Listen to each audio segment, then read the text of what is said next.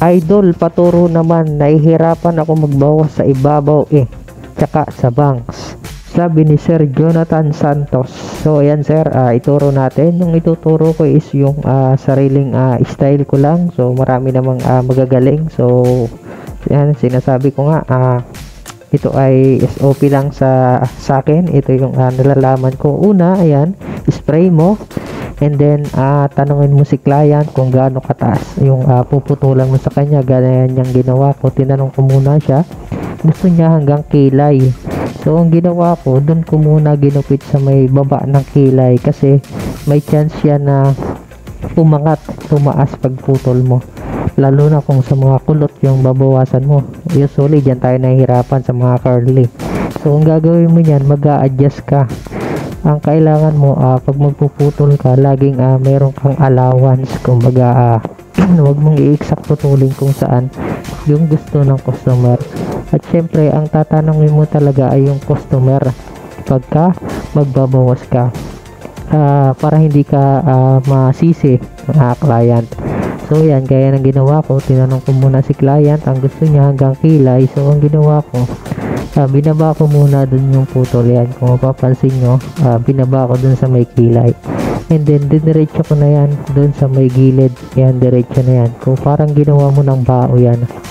So parang bowl cut na ang gagawin mo. Kasi ililayered mo rin naman yan Mamaya ipapakita ko rin kung paano. Para pantay-pantay na yan. Kumbaga, pinutol mo siya ng pantay-pantay both sides, sa gilid, sa bangs, paikot. So, and then yan, papakita ko sa iyo. Ayan, ganito. Pwede mo ring putulin ng ganyan na. Kumbaga, yung pinutol mo, yun na yung guide mo. Kung nahihirapan ka mag-ipit-ipit, ganun na. Yung pinakita ko kanina. So, pwede mo nang itaas yun ng 30 degrees or 40 degrees. Kung depende kung gaano kataas yung gusto mo. Pero normally, pag taas mo ng supply, yun, makikita mo na yung maikli na pinutol mo. So, ang ginawa ko naman dito ay kinuha ko na muna sa middle, sa gitna. And then, ang naging guide ko na dyan, yung pinutol ko dun sa may bang, sa may kilay. Pag taas mo yan, makikita mo na yung maiksi dun. Iyon yung puputulin mo. So, ginawa ko dyan is 90 degree. Ayan. Pinutol ko na yan lahat. And then, yung naputol ko sa gitna, yung sineparate ko, iyon na yung magiging guide natin. Ayan. Kumbaga, kukuha na ako dyan. Ayan. Ayan. Yan gitna, makikita nyo maiksi.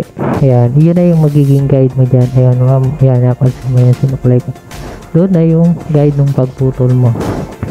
Ayan. Step by step na yan. Ayan. Cut mo na yan dyan. Para hindi kayo maligaw sa pagputol. So, ayan. Sabi ko nga, ito ay style ko. Kumbaga, SOP tayo. Ayan. Putol mo na yan. Yan na yung guide mo pagputol mo, kasi ito maiksi na kasi yung part sa taas nya. And then sa kabila, ganun din yung gagawin mo. So ang gagawin ko ngayon, ipapakita ko sa iyo is hindi ko naman iipitin. Gagawin ko naman ng kung nahirapan ka muna sa ipit-ipit, ito naman yung para sa hindi marunong mag-ipit-ipit. Ayan, ganyan. I-section mo rin yan, para hindi buo-buo, para hindi ka mahirapan. Kasi pag buo-buo, medyo nahihirapan kang gumupit dahil pag diniretso mo, hindi mo rin sinection ng supply. Kung ba pinang-section mo dyan, yung supply na. Ayan. And then, ayan, itaas mo dyan. So, makikita mo na dyan yung ayan, yung guide no, pinutol mo sa bangs. Kung gusto niya maiksi, iikat mo na doon, lagpas kilay, tapos yun na yung guide mo.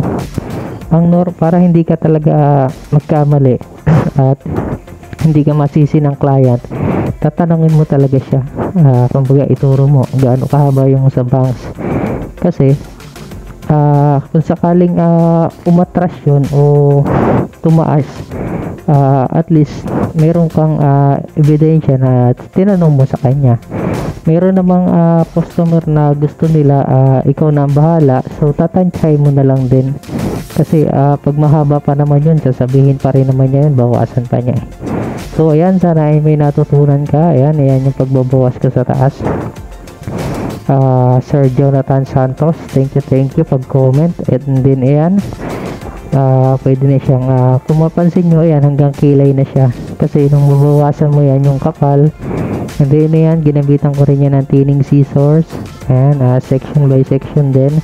Pwede namang hindi ipit-ipit kung hindi ka nahihirapan ka sa ipit-ipit muna pero kailangan mo nang practicein talaga yon. So ayan, pwede na siya ng side, pwede siyang kabilang side, yan, pwede rin siyang messy pababa. Depende kung anong gusto ni client. So ayan, thank you for watching. Thank you again Sir Jonathan, sana ay may natutunan ka.